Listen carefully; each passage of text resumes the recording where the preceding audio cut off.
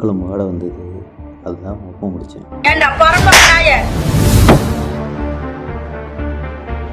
எங்க தாலி எங்க தாலி?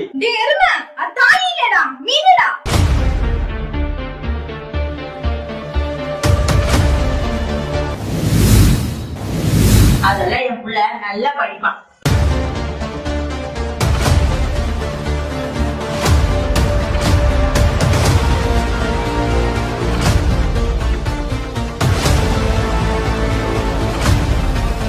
ஏண்டா மீனுக்கு முள்ள இருக்குதா என்னன்னு நாலு நீ கை வச்சதே அப்படியே ஜுவன்னு ஏற வேண்டாம். நான் நினைச்சாதான் எந்த ஆம்பளும் என்ன தொட முடியும்.